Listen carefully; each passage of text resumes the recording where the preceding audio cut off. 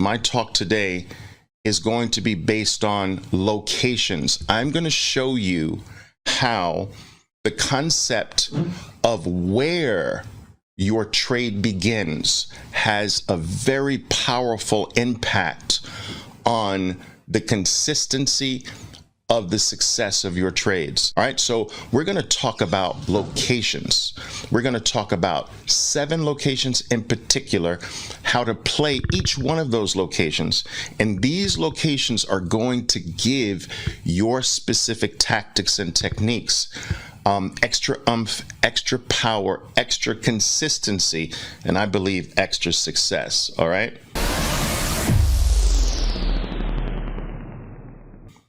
All right, so without any further ado, let's get started. We're going to talk about locations. Now, very quickly, there is a saying in the United States connected to the real estate market. I'm sure that this is basically universal across the world as well. One of the most important concepts, right? One of the most important concepts in real estate is location. In fact, there's an age-old saying that says there's only 3 ways to make money in the real estate market, and that is number 1, location, number 2, location, number 3, location.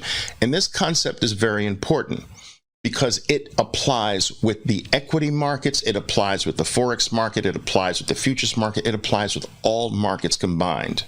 And so in the real estate world, it doesn't really matter very much what kind of house you have on a great location. If the location is amazing, you can have a broken down shack on that location and it would be worth a lot of money. But conversely, if you had a terrible location and you built a mansion on that location, that mansion would not fetch the value that it would if that mansion was built in a very good location. If we take this concept to trading, it's absolutely the same, traders. It's absolutely the same. If we build our house, if we build our trading plan, our trading tactic, our trading technique on a poor location, even though that technique might be great, the poor location is going to ruin the technique. At the same time, you can get the location right and actually be a little sloppy with your technique, to be not as good with your strategy, but the location will more often than not save you. So in my opinion, location is more important than tactics, more important than techniques, but if you can get them both right, wow, okay? All right, there are 7 specific locations, and I want to talk about them now. Now, we're going to build these 7 locations based on a concept that I call Fabulous 4. Now, we're going to go into what exactly the Fab 4 is, but first, I want to talk about the locations around the Fab 4. I'm going to explain what the Fab 4 is next, but I want you to look at this blue rectangle in the middle of this slide. All right, this rectangle is going to represent the Fab 4, which I'm going to teach you how to construct. But right now, I want you to look at the area right above the Fab 4, right here. This area, that number 1 area, that area just above that Fab 4 block or rectangle is the very best location to buy. Now, what I'm teaching you is going to be applicable to stocks.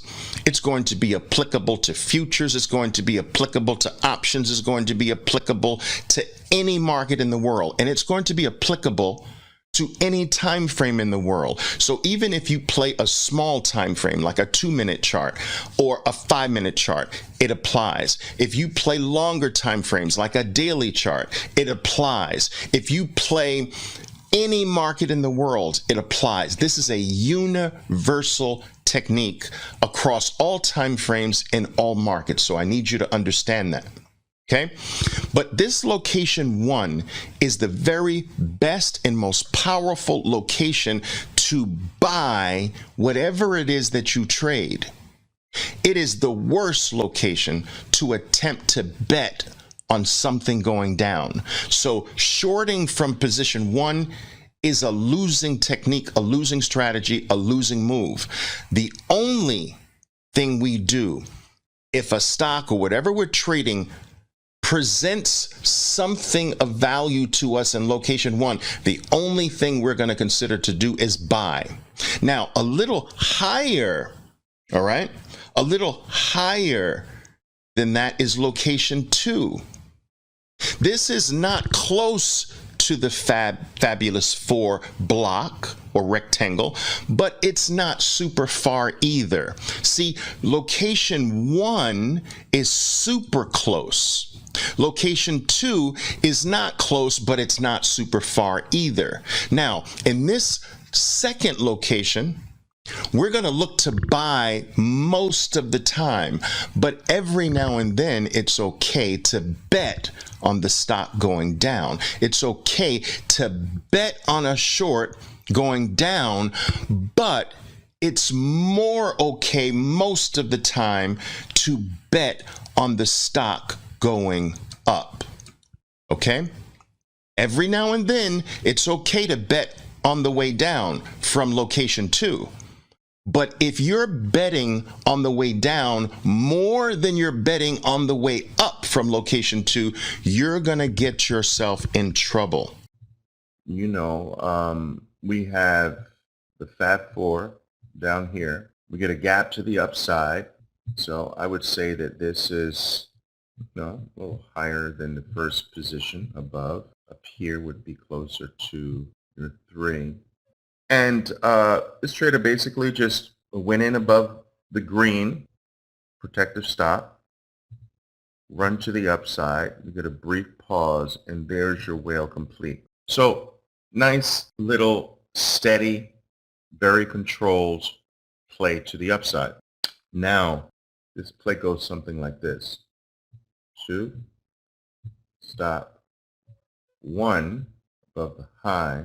So the first buy above the green, the second buy above the tail, the add above the tail, the profit take up here somewhere with 1, the move to break even, that's the formula, the add 1, the move to pivot, whale complete, out, okay? And that's the formula that you're trying to repeat over and over again. The entry, the stop, the add, the profit take, all right, the stop adjustment in that exact order, the add, the stop adjustment, the whale complete out, right? Okay. So from position 1, check this out. From position 1, we only want to bet up. Okay. From position 2, we want to bet up most of the time. Let me get my cursor here. We want to bet up most of the time, but every now and then we can bet down. Okay? Now, location 3 is far above the fabulous 4. I'm going to teach you how to construct the fabulous 4, but let's just focus on the locations around the fabulous 4 first. Okay, so we're talking about position 3, far above the fabulous 4. This location, notice how I have 1 plus and 2 minuses, which means that we can think about going long if a powerful event happens way above, but the majority of times in this location, we want to be betting down. It's super far above. It's not on the moon. Your item is not on the moon. It's not on Mars. It's on frickin' Pluto. It's too far above the fabulous 4 to think that there is dramatically more upside. So we must think that a reversal back to the downside from the super lofty 3 position, we must think that there is more potential on the downside than the upside. So in location 1, the greatest potential is to the upside. In position 2, You can bet up and down, but you want to make sure that you're betting up on average more than you're betting down. This is still a bullish location. But if you are in location 3, if your stock is super far above the Fab 4, betting long all the time for more gains is a losing strategy. Every now and then, if something is super powerful, we can still go long there. But the vast majority of our actions in location 3 must be a bet or a short to the downside. Now these are the 3 locations above the Fab 4. Let's talk about the 3 locations below the Fab 4. If your stock, or whatever it is that you're trading, opens for the day or the morning below its Fab 4, but just below its Fab 4, that is the juiciest, that is the most desirable location to bet on a downward movement. We never think about betting on an upward movement from just under the Fab 4. You see, traders, the Fab 4 can either be a bedrock of support. When it's here, the Fab 4 acts as a cushion of support. You see? Boing, boing. But when we are just under the Fab 4 acts as a cloud of resistance. Boing, boing, boing. You see, it's hard. It's not impossible, but it's hard for stocks to penetrate all the way through the Fab 4. That Fab 4, when you're under the Fab 4, is a very thick layer of resistance. When you are above the Fab 4, it's a very thick layer of support. So when we're right under, we never think to buy right into the resistance. We only think right under that the move to the downside is the best. So location 1, we never think long, we only think short, we only bet to the downside, just under that Fab 4.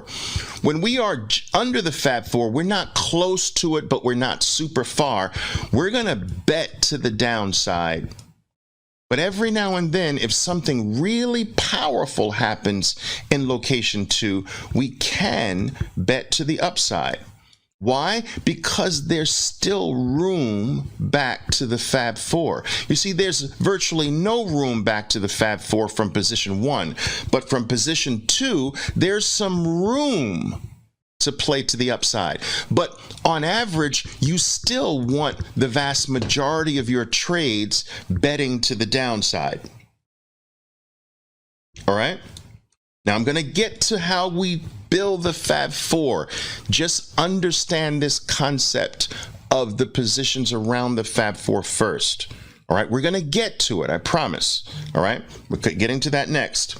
Okay, now, so from just under the Fab 4, we're only going to bet down. From this position, we're going to bet down mostly, but every now and then we're going to bet up. All right? And this is all going to become super clear in just a bit. From position 3, way below the Fab 4, we want to actually bet up most of the time, but every now and then we can bet down if it's very powerful. But why do we want to bet up most of the time from here? Because it's so super far below the Fab 4 that the odds are greater for a reaction back to the Fab 4 than it is to continue to the downside. All right? So we have 3 positions above the Fab 4, 3 positions below the Fab 4, and the final position is in the middle of the Fab 4. Now, whenever your stock is in the middle of the Fab 4, I suggest that you leave it alone. That your stock is trapped. I call this the trap zone. It's trapped in this box. And it will act erratically in this box. We want your stock to be free from the trap, free above or free below. In the Fab 4 is trapped in a cage, and your trading is likely to be very erratic. Now, I understand a lot of people are saying, but Oliver, I'm confused. What's the Fab 4? We're going to get to that right now. But I need you to understand these locations around the Fab 4 first. So now, let's talk specifically about how you build the Fab 4 for every single thing you trade. Ready? This is going to revolutionize your trading. Watch. Okay, just want to make sure I'm back here. Boom. The Fab 4. Now, the Fabulous 4 is called the Fabulous 4 because it's made up of 4 fabulous items. Item number 1, whatever you're trading, we need a 200 period moving average. That's item number 1, a 200 period simple moving average. That I use the simple moving averages, all right?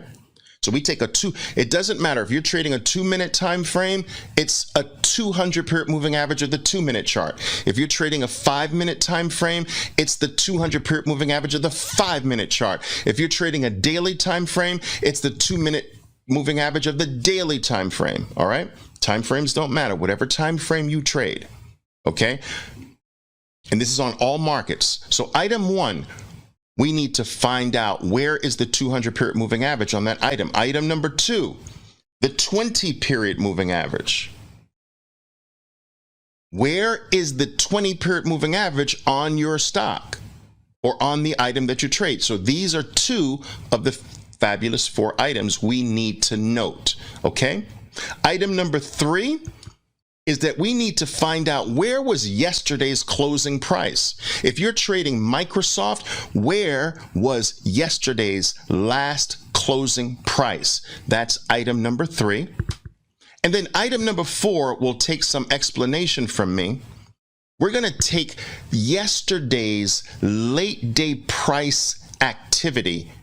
And that late day price activity, we're going to group it together to form item number 4. Okay, so these are the 4 things that make up the Fabulous 4. Now, let me go to charts and show you how to put this together. Okay, now we're looking at a 2-minute chart of Pepsi here. I want you to note that this is item number 1 is the 200 period moving average right there. Boom. That's item number 1. Item number 2 is the 20 period moving average. That's item number 2, the 20 period moving average. Boom. We've got 2 of our items now. Item number 3 is yesterday's closing price.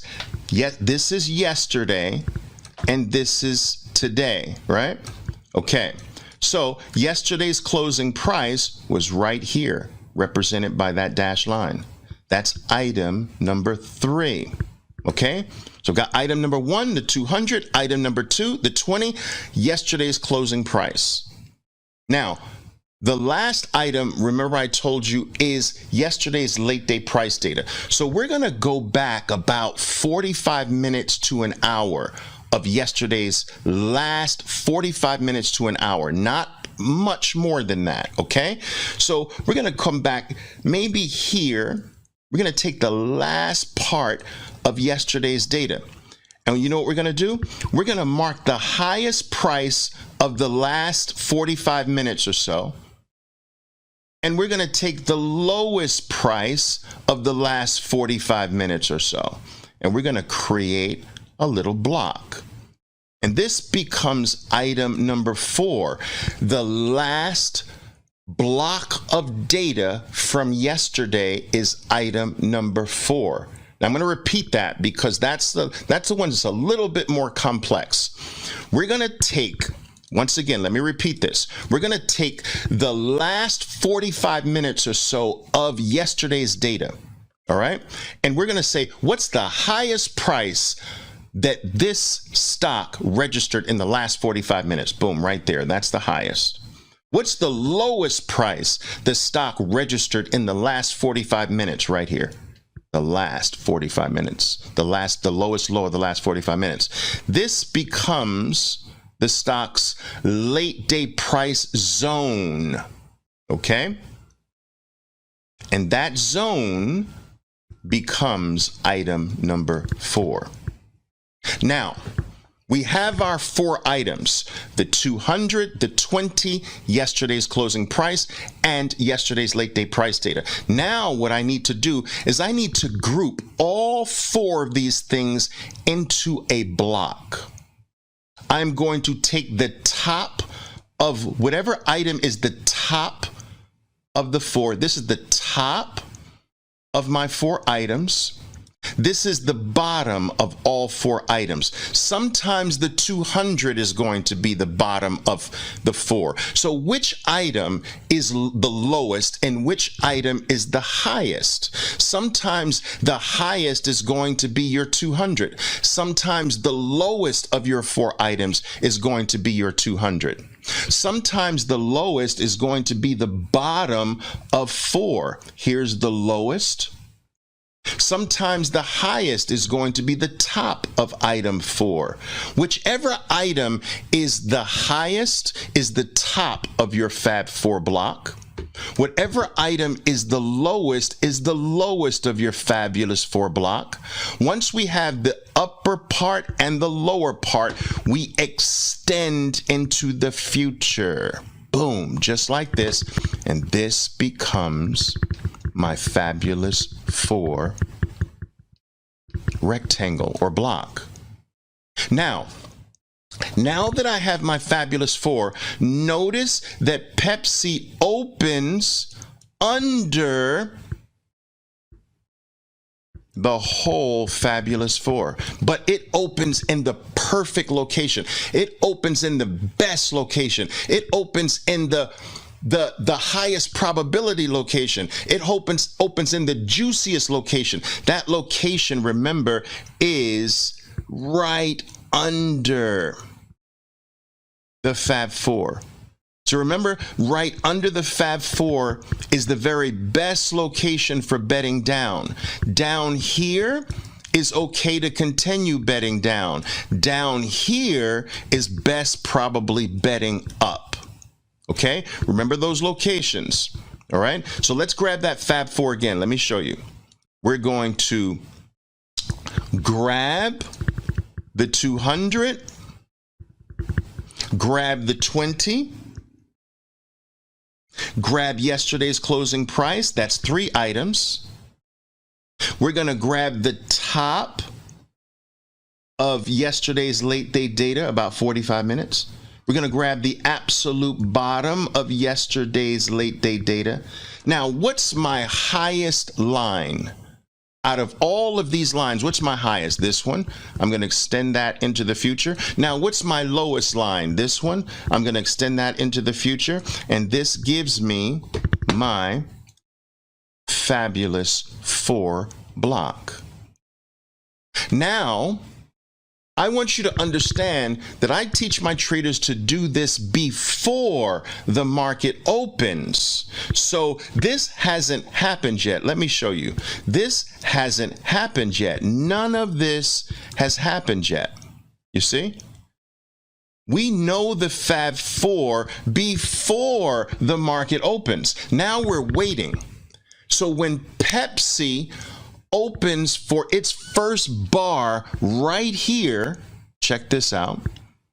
Pepsi opens right here and gives me a red bar in the perfect location just under the Fab 4, I'm going to bet to the downside. Boom. If Pepsi opens right here in the perfect location above the Fab 4, I am going to bet to the upside with a long. If Pepsi opens right here in the Fab 4 in the trap zone, I am going to do nothing. Location, or the position of your play, where your play is happening, where your play is originating from, is very important. And so I want us to talk about right now how you can determine that location in one of three time frames. All right. So if we look at what happened here on the 2-minute, but if we switch to the 5, we see the ideal location, the ideal start. So Merck is starting its life today from the perfect location on the 5-minute chart. This should give you sheer confidence on the 2 to go in, because of where it's starting its life on the 5.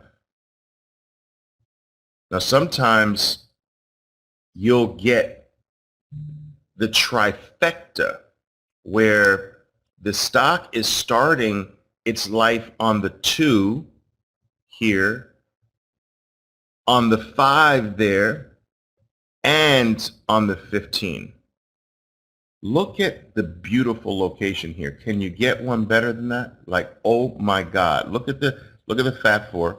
Look at where the CVX starts the day, its life that day, right in the perfect location under the Fab 4. All right, so boom. For the advanced traders, here's an ad, hidden RBI, and you get a really deep move there. We discussed this failure here, but that's a different topic.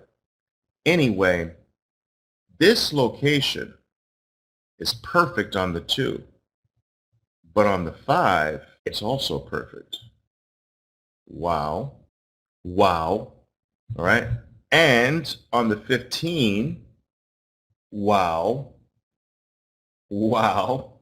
So guys, in all time frames, you had the trifecta where all 3 of your intraday time frames were in the perfect location. And so it's no surprise to me that the move was so steady and sharp from that location. You're not coming off the 200 in this case, but you're coming off a narrow Fab 4. That would be my second best. So if I had to place orders, the top is the 200. The second top is the narrow Fab 4. All right. Third would be your triple locations, your far away locations, like, you know, excessive gap away from everything. That would be my next good location. So far, lejos, far away, but we need plus violence here, right? Far plus violence.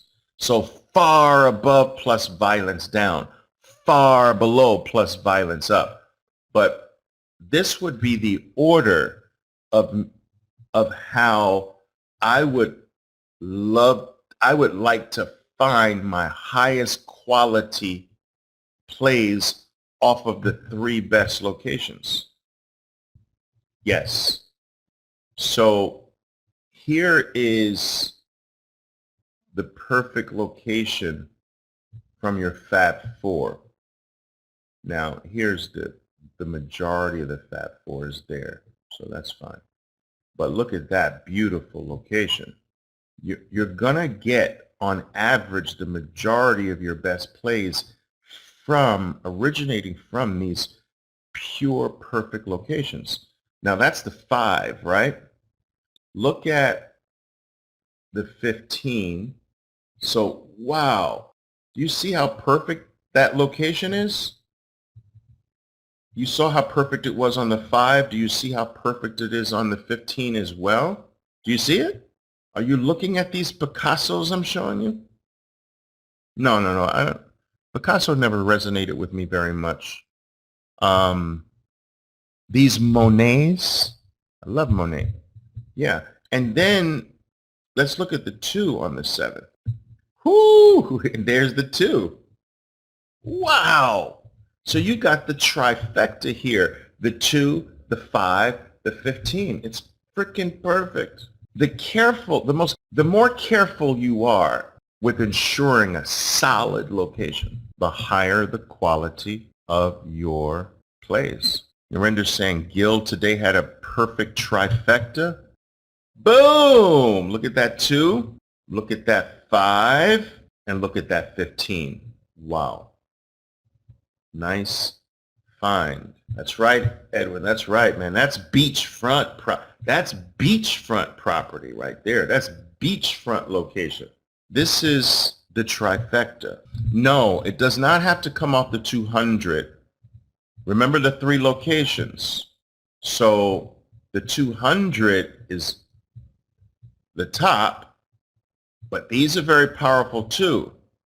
So you got, these, the Fab 4 locations, right? So the Fab 4 location. So you want that plus or minus location that will be your better one. So that's like this, right? Because here is, you see, so that's that perfect location. So the 1 is right above, here's the 2 and here's the 3, right? So right above or right below. Remember the CVX, right? Remember the CVX. Remember this. This is not the 200, but it's perfect location based on the Fab 4. So the 200 is one of the 3. You understand? And then the other is far away from everything plus violence. Need a combination with that.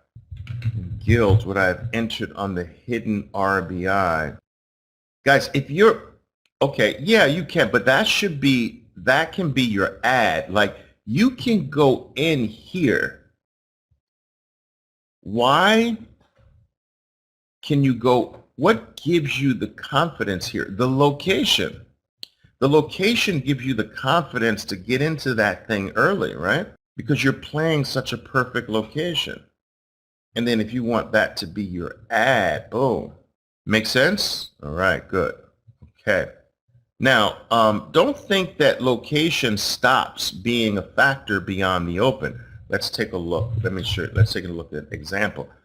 Apple as an example. See, you see your location here? You see your location there? You see your location there? Don't think that location stops. It doesn't.